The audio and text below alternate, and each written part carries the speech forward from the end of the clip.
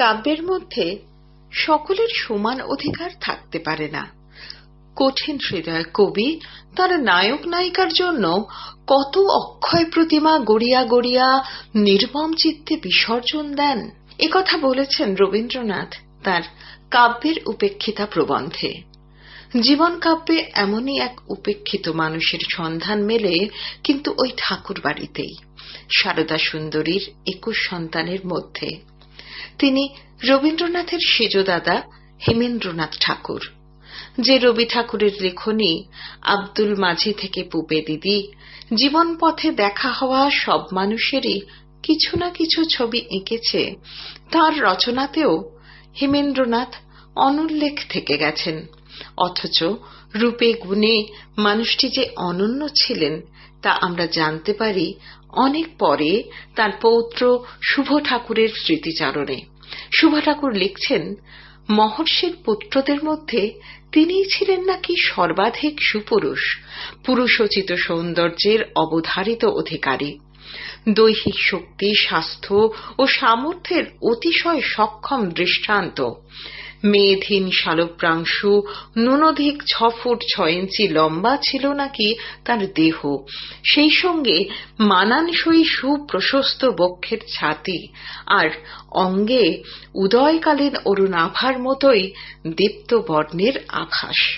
একমাত্র মস্তকের ভ্রমরকৃষ্ণ কেশগুলি ব্যতীত ইউরোপের সুইডেন অথবা নরওয়ের ন্যায় নর্ডিক দেশের নাগরিক বলে তাকে ভুল করা মোটেই মুশকিল ছিল না।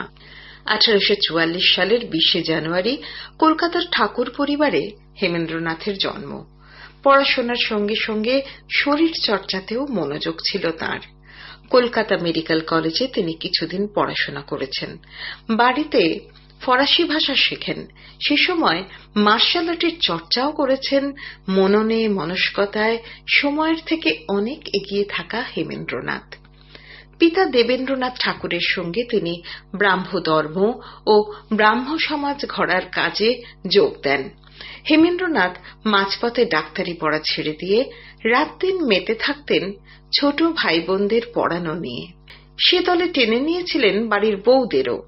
জ্ঞানদানন্দিনী দেবী পুরাতনীতে লিখেছেন, বিয়ের পর আমার সেজ দেওর হেমেন্দ্রনাথ ঠাকুর ইচ্ছে করে আমাদের পড়াতেন। তার শেখাবার দিকে খুব ঝোঁক ছিল।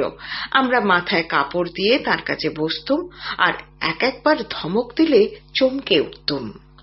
ইংরেজি ও ফরাসি ভাষার প্রতি ভালোবাসা থাকলেও শুধু ইংরেজি শিক্ষার প্লাবনে তার ছাত্রছাত্রীরা ভেসে যাক এই ইচ্ছে ছিল না হেমেন্দ্রনাথের। জ্ঞানদানন্দিনী লিখছেন, আমার যা কিছু বাংলা বিদ্যা তা সেজ ঠাকুরপোর কাছে পড়ে। মাইকেল প্রভৃতি শক্ত বাংলা বই পড়াতেন। আর রবীন্দ্রনাথ তার জীবন স্মৃতিতে লিখেছেন, যখন চারদিকে খুব করিয়া ইংরেজি পড়াইবার ধুম পড়িয়া গিয়াছে, তখন যিনি সাহস করিয়া আমাদিগকে দীর্ঘকাল বাংলা শেখাইবার ব্যবস্থা করিয়াছিলেন, সেই আমার স্বর্গত সেজদাদার উদ্দেশ্যে সকৃতজ্ঞ প্রণাম নিবেদন করিতেছি। ডাক্তারি পড়া ছেড়ে দিলেও বিজ্ঞান চর্চায় ছেদ পড়েনি হেমেন্দ্রনাথের। 1867 সালে তিনি বেতার তরঙ্গ এবং তড়িৎ চৌম্বক ক্ষেত্রের উপর গবেষণা করেছিলেন। 1872 থেকে 73 সালের মধ্যে এই বিষয়ে তাঁর কিছু প্রবন্ধও প্রকাশিত হয়।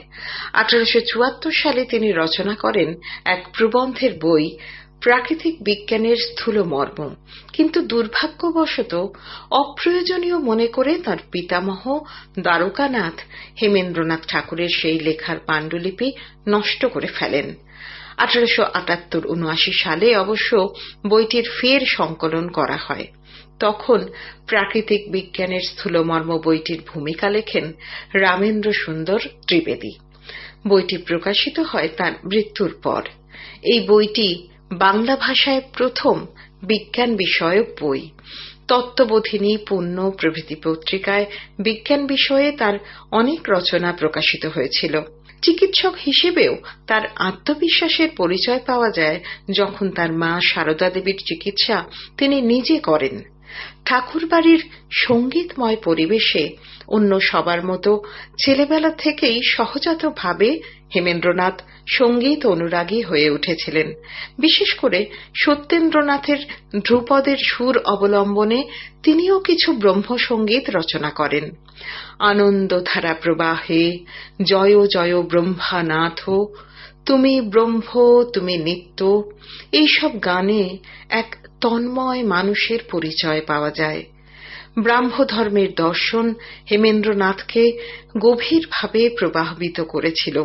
তিনি এমনকি ধ্যানের মধ্যে ব্রহ্মার দর্শন লাভের উল্লেখও করেছেন। বাস্তববাদী মহানুভব মানুষটি ঠাকুরবাড়ির জমিদারের প্রজাদের অত্যন্ত প্রিয় ছিলেন। 1884 সালের 12 জুন মাত্র 40 বছর বয়সে হেমেন্দ্রনাথ ঠাকুর প্রয়াত হন। মৃত্যুর 27 বছর পর পুত্র ঋতেন্দ্রনাথ ঠাকুরের উদ্যোগে হেমেন্দ্রনাথের লেখাগুলি নিয়ে প্রকাশিত হয় হেমজ্যোতি।